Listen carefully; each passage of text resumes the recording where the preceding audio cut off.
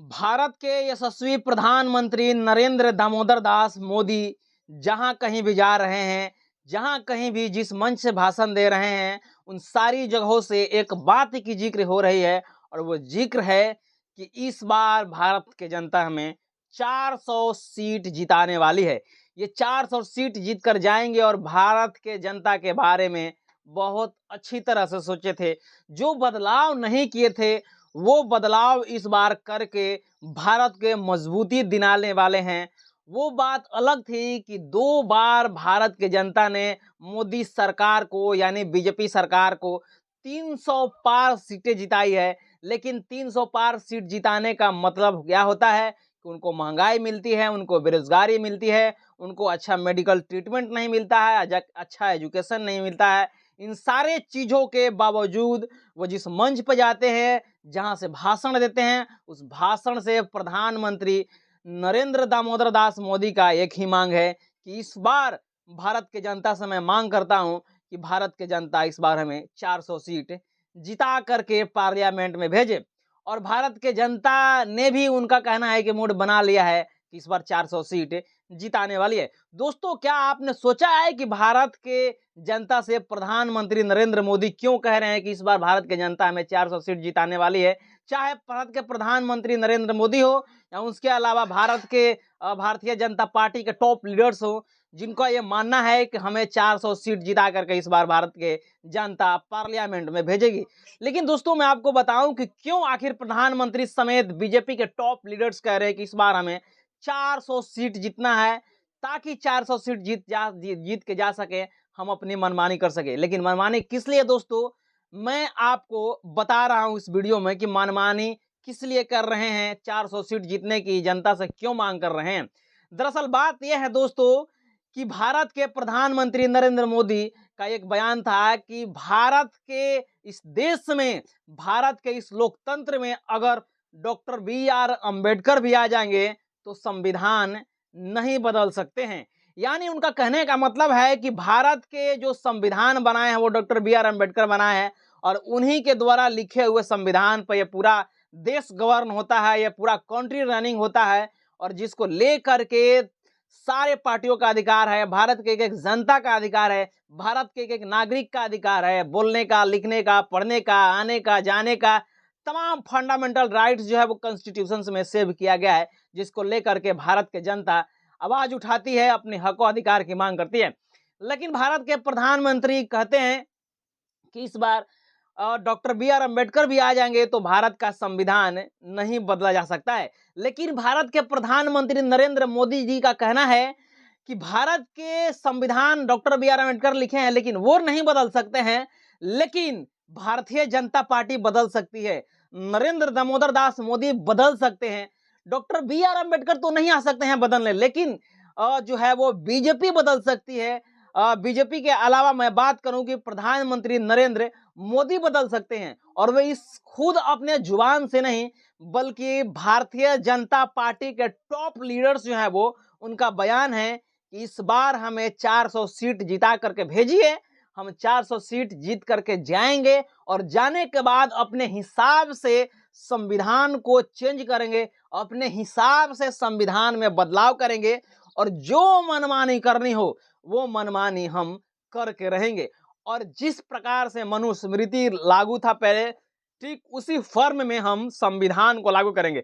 हालांकि संविधान पूरी तरह से चेंज नहीं होगा, सिर्फ उसका ऊपर का कवर रहेगा, बीच का सारा पन्ना फाड़ करके उसमें हम मनुस्मृति घुसेड़ेंगे, मनुस्मृति के सारा आर्टिकल्स, मनुस्मृति के सारा थॉट, सारा प्रोसेस उसमें घुसाएंगे और उसी के हिसाब से इस देश को चलाएंगे। जिसका जीता जागता उदाहरण है EWS रिजर्वेशन। अगर आप पूरा संविधान को पढ़ेंगे तो उसमें कहीं भी कोई जिक्र नहीं है EWS का, लेकिन प्रधानमंत्री नरेंद्र मोदी का भारतीय जनता पार्टी वहां पे जाती है पार्लियामेंट में, लोकसभा में, विधानसभा में और पूरे बहुमत के साथ जो है वो पूरे डिक्टेटरशिप के साथ वो बिल लाती है और रातों रात उस एक्ट में बदल दिया जाता है उस बिल को और कानून बना दिया जाता है। ये सबसे बड़ा उदाहरण है दोस्तों संविधान हटा करके मनुस्मृति लागू करने का। और भारतीय जनता पार्टी के टॉप जो लीडर है, मैं उनका आपको नाम बताने वाला हूं कि कौन कौन से वो लीडर हैं जिनका मानना है कि इस बार हमें भारत की जनता 400 सीट अगर जिताती है तो हम इस बार संविधान को बदलेंगे और संविधान को अपने हिसाब से बदलेंगे। दोस्तों, वो कौन सा लीडर है भारतीय जनता पार्टी का जिनका मानना है कि हम संविधान को बदलने वाले हैं, इसलिए हमको 400 सीट जीतना चाहिए। मोदी साहब ने बोले हैं कि इस बार हमको 400 सीट चाहिए। मोदी गवर्नमेंट यानी बीजेपी सरकार का एक जो लीडर हैं और टॉप लीडर्स में गिने जाते हैं, उसका नाम है अनंत हेगड़े। उनका कहना है कि इस बार हमें 400 सीट जिताइए क्योंकि हम संविधान को बदलने वाले हैं। नंबर 1। नंबर 2 एक लीडर हैं, उनका नाम है ज्योति निंदा। ज्योति निंदा भी कह चुकी हैं कि इस बार हमें 400 सीट जिताइए, हम संविधान को पूरी तरह से रिफॉर्म कर देंगे, पूरी तरह से चेंज कर देंगे। रिफॉर्म करने के बाद नहीं, पूरी तरह से चेंज कर देंगे। तीसरे नंबर पर आते हैं भारतीय जनता पार्टी के लीडर जिनका नाम है लल्लू सिंह। लल्लू सिंह भी कह चुके हैं कि इस बार जो है हमें 400 सीट आप जिताइए, हम संविधान को बदलने वाले हैं। लेकिन दोस्तों, चौथा जो नंबर है, चौथा नंबर आप सुनेंगे तो चौंक जाएंगे। चौथा नंबर आप सुनेंगे कि किसका नाम है तो आपको शौक लगेगा। चौथा नंबर वो नाम है दोस्तों, चौथा नंबर नाम है जिसको आप भारत भर में भगवान श्री राम के नाम से आप प्रसिद्ध एक्टर, घर घर में भगवान के नाम से पुजाने वाले, घर घर में भगवान के सीरियल, जो राम के सीरियल देखा जाता था, अरुण गोयल, जिसको लोग भगवान श्री राम के नाम से पूजते हैं, जिनको ये कहते हैं कि यही हमारा राम है, यही हमारा प्रभु है, वो प्रभु भी बोल चुके हैं कि इस बार संविधान को बदलना चाहिए, बदल देना चाहिए, क्योंकि संविधान उस तरह से ठीक नहीं है जिस तरह से होना चाहिए। तो टीवी एक्टिंग का मशहूर एक्टर अरुण गोयल भी कह चुके हैं कि हमें संविधान बदल देना चाहिए, और अरुण गोयल भी भारतीय जनता पार्टी का लीडर हैं और वे भी चुनाव लोकसभा लड़ चुके हैं दोस्तों।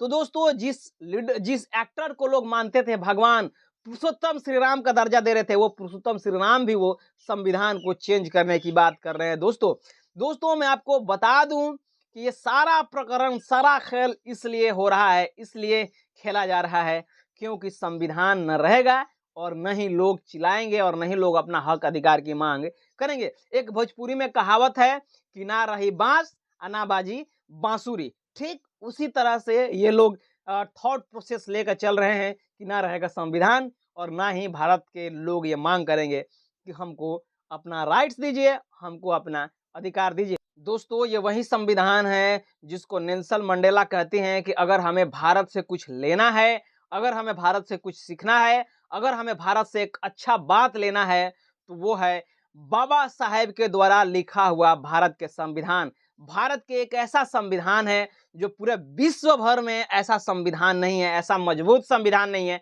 ऐसा लचीला संविधान नहीं है, ऐसा बड़ा संविधान नहीं है, और दुनिया के सबसे ज्यादा दिन जिंदा रहने वाले संविधान भारत के संविधान है। अगर हमें भारत से कुछ ले जाना है, अगर हमें भारत से कुछ सीखना है तो वो है बाबा साहेब द्वारा लिखा हुआ भारत के संविधान। मैं यहाँ से वो ले जाना चाहता हूँ नेल्सन मंडेला। दोस्तों, नेल्सन मंडेला को जो है वो भारत रत्न से भी नवाजा गया है और अफ्रीका ऑफ गांधी के नाम से जाना जाता है, लेकिन बहुत सारे परसेप्शन लोग सेट कर दिए हैं। लेकिन आपको मैं बता दूं कि नेल्सन मंडेला जो है वो डॉक्टर B.R. अम्बेडकर के दीवानी थी, क्योंकि वो संविधान जिस प्रकार से लिखे हैं, जिस प्रकार से डेमोक्रेसी स्थापित किए हैं, उस चीज को लेकर के ये महिमा मंडन करते हैं। लेकिन वही संविधान जो है वो भारत के लोगों को रास नहीं आता है, मनुवादियों को रास नहीं आता है, जिसको लेकर के नारा दिया जाता है कि 400 पार इस बार हमको सीट जिताइए और हम इस संविधान को बदलना चाहते हैं। ये वही संविधान है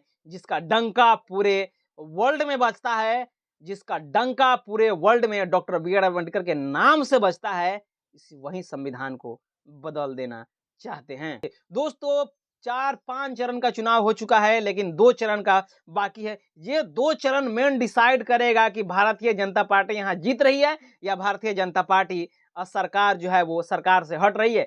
दोस्तों, आपको डिसाइड करना है इस वीडियो को देख करके कि आप संविधान को बदलना चाहते हैं तो भारतीय जनता पार्टी को वोट दीजिए। अगर आप संविधान को बदलना, सुरक्षित रखना चाहते हैं, संविधान को सेफ रखना चाहते हैं, तो जो कैंडिडेट वहां जीत रहा है उसको आप वोट कीजिए, ये ऐसा मेरा नहीं बल्कि एक्सपर्ट का मानना है, संविधान विधियों का मानना है और भारत के टॉप जो लीडर है, जो कॉन्स्टिट्यूशंस में विश्वास रखते हैं, उनका मानना है। इन सारे प्रकरणों को लेकर के आज जो है वो बहुत सारे लीडर जो है वो इस चीज को मानते हैं कि नहीं, चाहे कुछ भी हो जाए संविधान को हम लोग बदलने नहीं देंगे।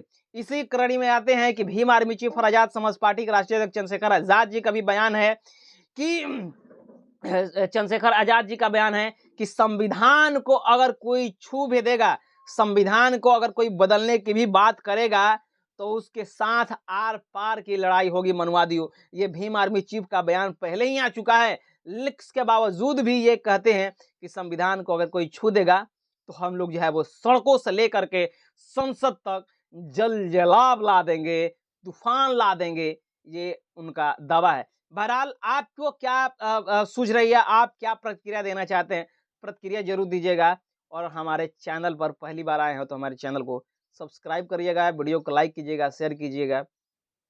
मिलते हैं अगले खबरों के साथ, तब तक बहुत बहुत धन्यवाद, थैंक यू।